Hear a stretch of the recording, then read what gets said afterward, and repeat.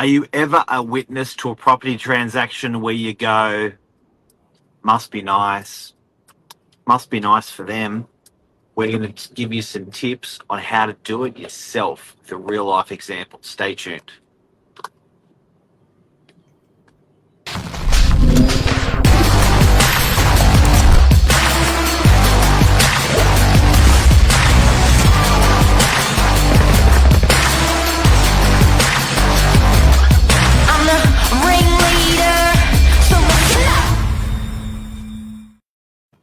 Oh yeah! Ka-ching, ka-ching. Ka-ching, ka-ching, ka-ching. Must be nice. Must be nice. Yeah. When you see people do it, and we're in the business, you see people do it, and family and friends and people, and you go, my God, must be nice. How do they do it? How do they do it? How frustrating. How? No, you feel happy for them, but you are like, how did they do it? Because they bought the same time as you, but they've put like $200,000, $300,000 equity in their property. Wow. It's crazy. And we went through a place yesterday that sort of sparked this conversation. Some people, I think, buy really, really well, but some people have got just an eye for it. And that's what we're going to show you this morning, how you can do this yourself. And Billy, the struggle's real. You're personally going through this at the moment. Yeah, I've been diagnosed by the property doctor. Yes. And the property doctor said, I'm actually a long-term survivor myself. And it doesn't get any better, but it does get. You just manage it. The highs get higher and the lows get lower. So what are we talking about here? We're talking about, you've got a bit of money in your pocket, you're thinking property, or you're thinking, what do I do with this money? And you turn it into a lot of money. And then you think to yourself, must be nice when you see people do it. You go, how does this happen? Why? How can I do it? And people come to me, like 32 years as a real estate agent. You know how many people have come to me and said, show me how these other guys do it? And I'd step them through. Yeah. I've got 6 really, really good starting points here as to how you can build quick equity into your property. And then we'll move into the real life example. But number 1 is the obvious.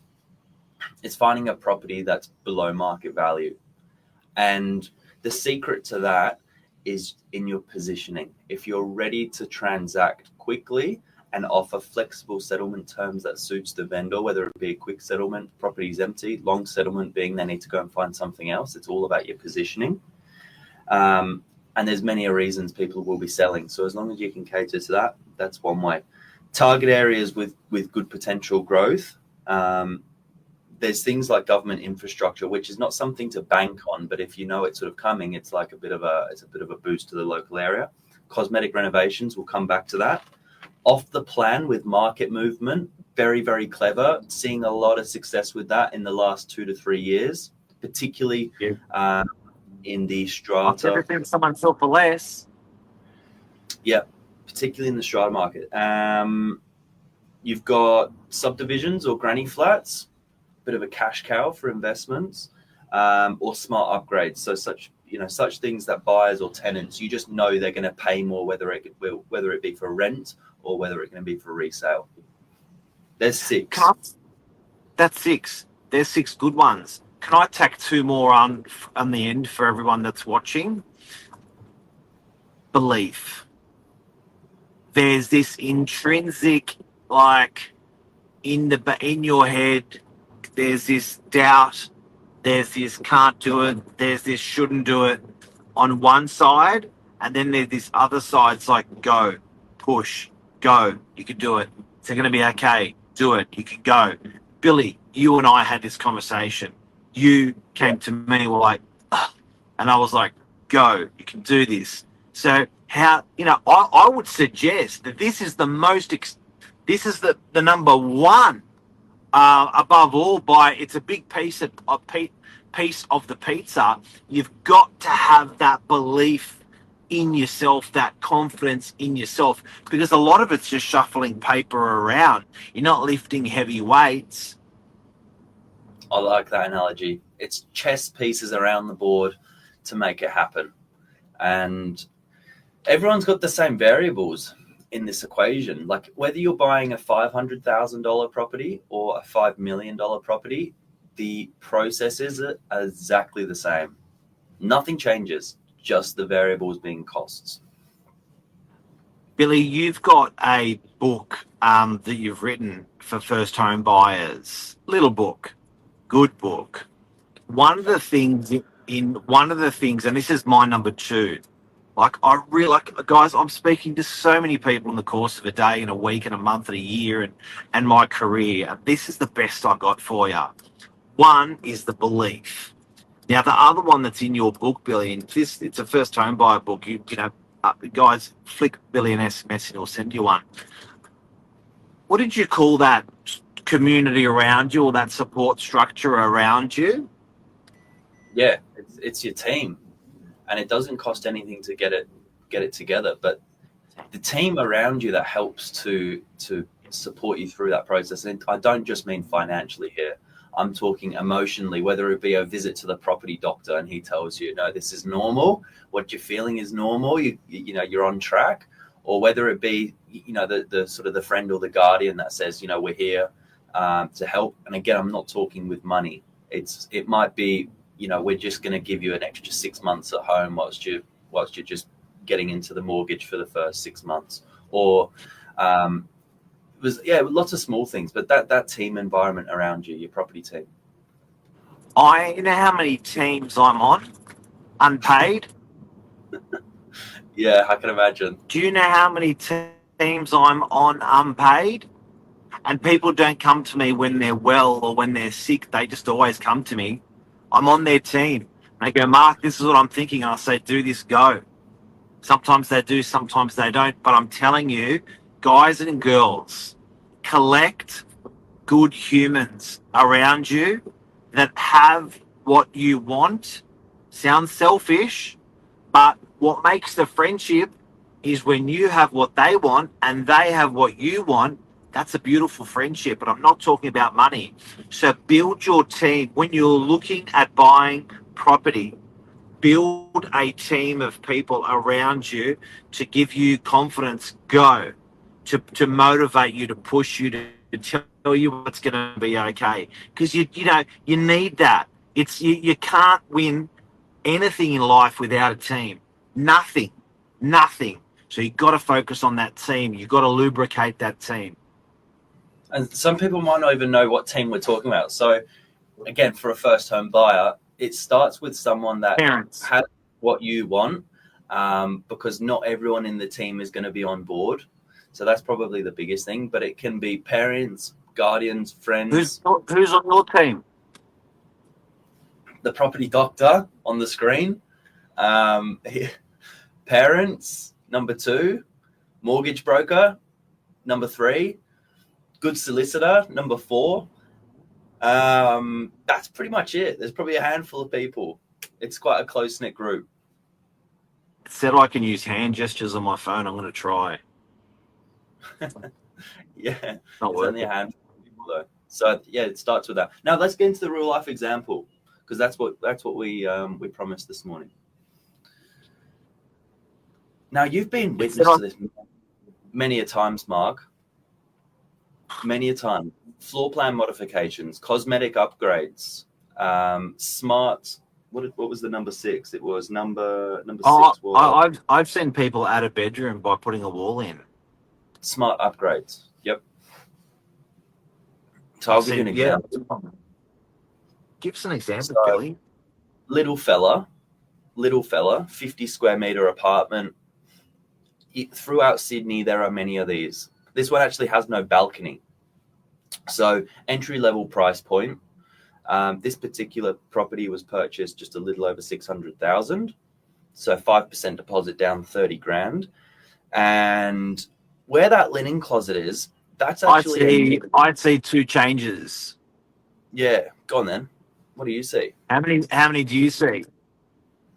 I see I see 2 as well. I see 3. I see 2, and I see if you make these changes, if you spent 10 grand, they'd make you 100 grand. Yeah. Okay, go. What do you see? I know where this I know where this property is, so I've got a bit of an advantage. I know it'll support that price. I see a wall going in on the study with a sliding door, with a cavity sliding door. Yep. And I would probably even make that room a little bit longer because it gets wider as it gets longer. Yep. And I see the removal of the linen press and the addition of a door there, which makes it not an ensuite bathroom, which adds the value. These 2 changes, spend 10 grand, make 100. Yeah, there you go. The other nice thing there is there's actually, you can see where the vanity basin is. There's plumbing there.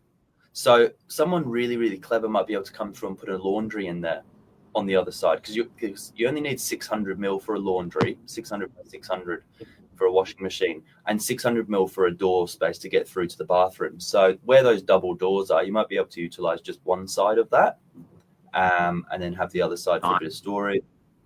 Up to you. So that, you know, there's a cosmetic change you can do, or a smart change, but also have a look at this. There are right floor plans to buy, and there are wrong floor plans to buy. We've got this one coming to market, 2-bedroom apartment in DY. I will mention that the building itself is really, really popular, so you're already buying a great apartment. But the thing I like about the most here is laundry is completely original. Now, I've seen some people turn these into small second toilets, like a powder room, and include their laundry because the plumbing's there as well. Really clever. Bathroom. Now, bathroom's a bathroom. Sometimes it doesn't need the full upgrade, but if you're going to do it, you might as well do it properly. Have a look at these 3D renders. So the buyer will be fortunate to be passed these on, but this is actually giving you the exact cost to then go out and do it, rather than having a bit of a guessing game. So I don't get your point. What are you saying? So these 2 changes here, and then so there's an apartment that you got for sale. You've shown us the original bathroom, and this is and you reckon, and what then what? But through the renovations and the CGIs here, we're showing you what you can actually do with it. Now, I've gutted, I don't have the original kitchen shot here. It's fallen off my carousel. But basically, we've taken an original kitchen, which is 50 years old, and through the computer and through the, through having a pro look at it, they've worked out that you can basically open up the kitchen to be more open plan. So you've got a breakfast bar like this, and you can shuffle the actual bench space around. So it's just a huge value add. Wow.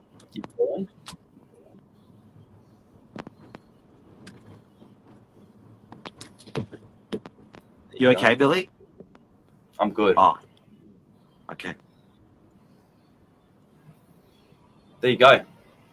Looks like we're trying to sell a property, but we're not. We're just trying to show you like stuff you can do. Makes money.